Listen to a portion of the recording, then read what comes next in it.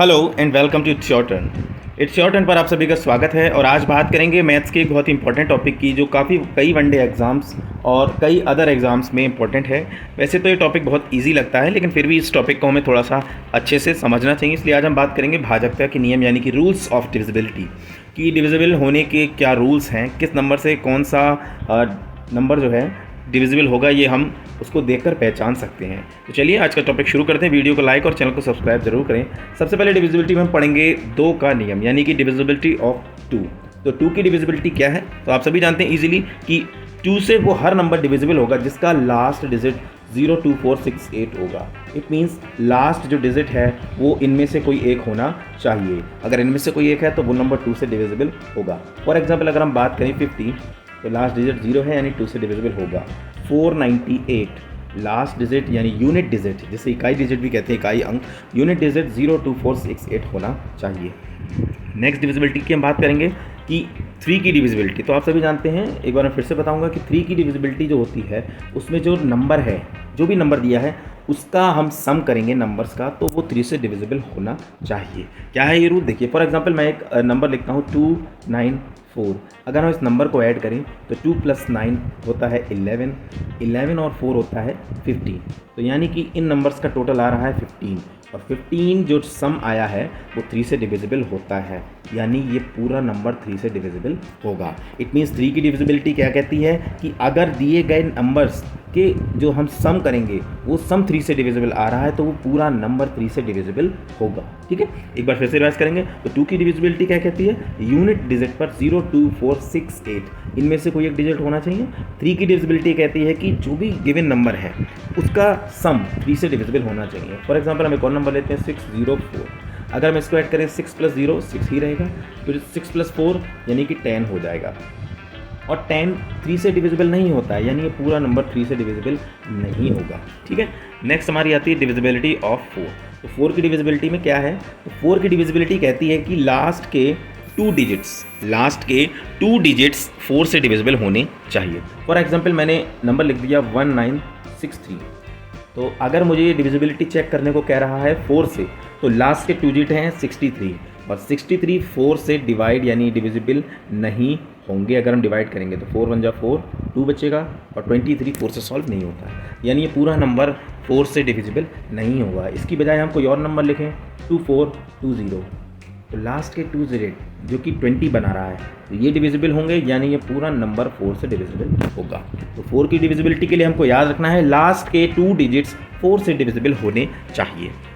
Next है हमारा divisibility of 5। ये भी बहुत इजी है, इसमें भी यूनिट डिजिट 0 या 5 होना चाहिए। फॉर एग्जांपल 505 ये डिविजिबल होगा, क्योंकि यूनिट डिजिट जो इसका इकाई का अंक है वो 5 है। अगला हमारा 209, 506, तो ये सब नंबर नहीं होंगे, क्योंकि यूनिट डिजिट पर केवल और केवल 0 और 5 होना चाहिए। नेक्स्ट हमारा डिविजिबिलिटी ऑफ 6। तो 6 की डिविजिबिलिटी चेक करने के लिए आपको क्या रखना है, फॉर एग्जांपल एक नंबर लेते हैं 1969। तो हमको यहाँ क्या करना है, ये नंबर 2 से और 3 से दोनों से डिविजिबल होना चाहिए। अगर ये दोनों से डिविजिबल है तो ये नंबर 6 से भी डिविजिबल होगा। एक बार एग्जांपल देख लेते हैं कि अगर मैंने को नंबर दिया 400, हम 2 से अगर चेक करेंगे तो 2 की डिविजिबिलिटी कहती है लास्ट डिजिट 0, 2, 4, 6, 8 हो, तो यहाँ लास्ट में 0 यानी 2 से डिविजिबल होगा। बट अगर हम 3 से चेक करें तो 3 के लिए सम करना पड़ेगा, और इस पूरे नंबर का सम केवल 4 आएगा, और 4 3 से डिविजिबल नहीं होता है, यानी 400 जो नंबर है वो 2 से तो डिविजिबल है बट 3 से नहीं है, यानी ये 6 से भी नहीं होगा। तो 6 की कंडीशन क्या कहती है कि जो भी गिवन नंबर है वो 2 से और 3 से दोनों से डिविजिबल होना चाहिए। अगर किसी भी एक से है दूसरे से नहीं है तो वो 6 से भी डिविजिबल नहीं होगा। एक एग्जांपल मैं आपको और बताता हूँ, 636। आप इसको ऐड करेंगे 6 और 3 9, और 9 और 6 15। तो ये 15 इसका सम आया है, यानी ये नंबर 3 से डिविजिबल होगा, और लास्ट में 6 है यानी ये 2 से भी डिविजिबल होगा, यानी कि ये पूरा नंबर 2 और 3 दोनों से डिविजिबल है। इट मीन्स ये 6 से भी डिविजिबल होगा। तो ये 6 की डिविजिबिलिटी थी। इसके आगे हम बात करेंगे 8 की डिविजिबिलिटी की। तो जैसा कि हमने बात करी थी 4 की डिविजिबिलिटी की, 4 की डिविजिबिलिटी कहती है कि लास्ट के 2 डिजिट डिविजिबल होने चाहिए। 8 की डिविजिबिलिटी कहती है कि लास्ट के 3 डिजिट डिविजिबल होने चाहिए। ठीक है। तो 4 की डिविजिबिलिटी कहती है लास्ट के 2 डिजिट डिविजिबल हो, और 8 की डिविजिबिलिटी कहती है कि लास्ट के 3 डिजिट डिविजिबल होने चाहिए। हम आपको एग्जांपल भी दिखा देते हैं। फॉर एग्जांपल एक नंबर है जो है 1962। अब आप यहाँ पर लास्ट के 3 डिजिट्स को चेक करेंगे तो 962 बनता है। अगर हम 8 से डिवाइड करें तो 8 1 जा 8, 8 2 जा 16 और 2 बचेगा रिमाइंडर, यानी ये पूरा नंबर 8 से डिविजिबल नहीं होगा। इसी के बिसाइड्स हम दूसरा नंबर अगर हम लेते हैं 2016, तो यहाँ पर लास्ट के 3 डिजिट्स हम लेंगे तो निकलेगा 016 यानी कि 16, और 16 जो होता है 8 से डिविजिबल होता है। इसका मतलब ये पूरा नंबर 8 से डिविजिबल होगा। आप ये ध्यान रखिएगा, 4 की डिविजिबिलिटी में लास्ट के 2 डिजिट देखने हैं और 8 की डिविजिबिलिटी में लास्ट के 3 डिजिट देखने होंगे। इसके बाद है डिविजिबिलिटी ऑफ 9। तो 9 की डिविजिबिलिटी जस्ट लाइक 3 की तरह है। 3 की डिविजिबिलिटी में भी हमें नंबर्स का सम करना होता है और वो सम 3 से डिविजिबल होना चाहिए।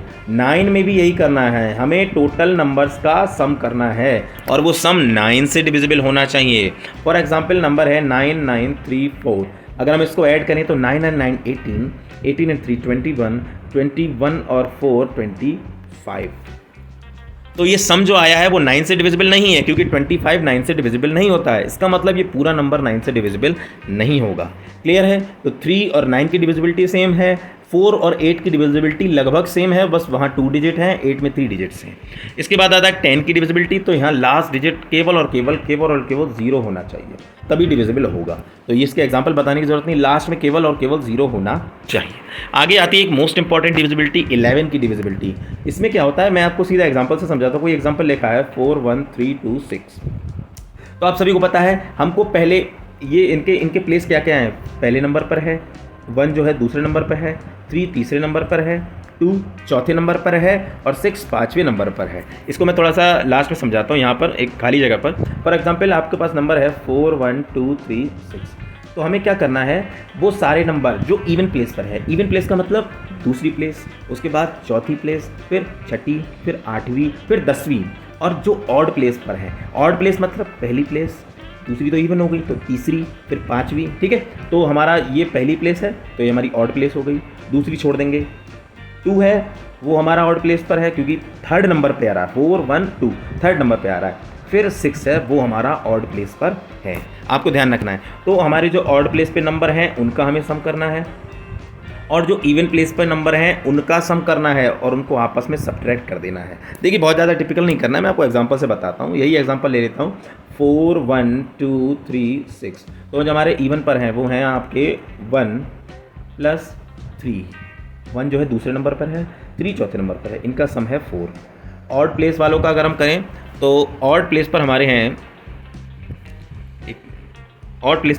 4 1 2 3 6। तो ऑड प्लेस पर है हमारा 4, उसके बाद 2, उसके बाद 6। तो 4 और 2 6, 6 और 6 12, और 12 में से ऑड प्लेस वाला माइनस करेंगे हम कितना 4, तो माइनस करने पर आएगा 8।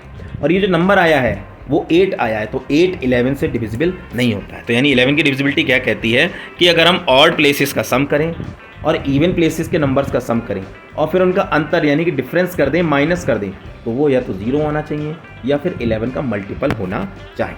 क्लियर है। एक एग्जांपल और फटाफट देख लेते हैं। मान लीजिए कोई एग्जांपल है 1 3 1 2 1। ठीक है। तो इवन प्लेसेस कौन कौन से हैं, तो हमारे इवन प्लेसेस हैं आपके 2 3, उसके बाद 2, इनका सम है 5। ऑड प्लेसेस हमारे कौन कौन से, तो ऑड प्लेस है 1 1 1, तो इनका सम होगा 3। 5 में से जब 3 माइनस करेंगे तो सम आएगा, तो निकल कर आएगा 2, और ये 2 ना तो 0 है और ना ही 11 का मल्टीपल है, यानी ये नंबर भी नहीं होगा। तो ऐसे कई नंबर्स आप चेक कर सकते हैं। इवन प्लेस का सम करना है, ऑड प्लेस का सम करना है, उनको आपस में माइनस करना है, और वो जो माइनस है वो या तो 0 आना चाहिए या फिर 11 का मल्टीपल। नेक्स्ट हमारी 12 की डिविजिबिलिटी। तो 12 की डिविजिबिलिटी के लिए आपको ध्यान रखना है 12 जो मिलकर बनता है 3 × 4, तो यानी वो नंबर 3 से भी डिविजिबल हो और 4 से भी डिविजिबल हो। सेम 6 की तरह, 6 के लिए 6 बनता है 2 × 3 से, तो वो नंबर 2 से भी डिविजिबल हो और 3 से भी। अगर किसी भी एक से होता है तो वो नंबर नहीं डिविजिबल होगा। 16 की डिविजिबिलिटी। तो 16 की डिविजिबिलिटी के लिए हमें चाहिए जस्ट लाइक 4 और 8 की डिविजिबिलिटी। कैसे, तो एक बार चेक कर लेते हैं। तो 4 की डिविजिबिलिटी थी कि लास्ट के 2 डिजिट जो है 4 से डिविजिबल हो। 8 की डिविजिबिलिटी थी कि लास्ट के 3 डिजिट डिविजिबल हो, और 16 की डिविजिबिलिटी होगी कि लास्ट के 4 डिजिट डिविजिबल होने चाहिए। यह आपकी 16 की डिविजिबिलिटी है। या ये आपको ध्यान रखना है, अंतिम के 4 अंकों से बनी संख्या 16 से विभक्त होनी चाहिए, लास्ट के 4 डिजिट। और अंतिम हमारी आती है कि 25 का जो है रूल क्या है। तो 25 का रूल क्या है, 25 से वो सभी संख्याएं डिविजिबल होंगी जिनके लास्ट में आपको 00, 25, 50 या 75 मिलेंगे। वैसे तो आप 25 से डिवाइड ही कर लेते हैं इजीली बच्चे, लेकिन फिर भी ध्यान रखना है, अगर आपको आसानी से समझना तो 00, 25, 50 या 75 होनी चाहिए अंतिम के 2 अंक, यानी कि लास्ट के 2 डिजिट्स।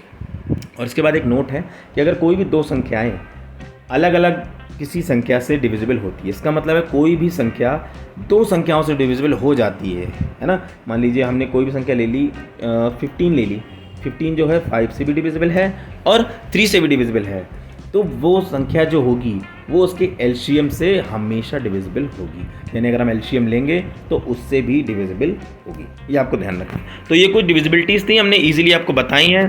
आपको एकेडमिक लेवल पर भी काम आएंगी और आपको कंपटीशन लेवल पर भी काम आएंगी। आप अगर किसी को ट्यूशन्स पढ़ाते हैं तो भी आपको ईजिली बता सकते हैं। आप कंपटीशन की तैयारी कर रहे हैं या फिर आप नॉर्मल भी अगर बच्चे कुछ पढ़ाई कर रहे हैं 9th 10th की, तो ये डिविजिबिलिटी आपको आनी चाहिए। तो ये थी आप आज की वीडियो, उम्मीद आपको पसंद आई होगी।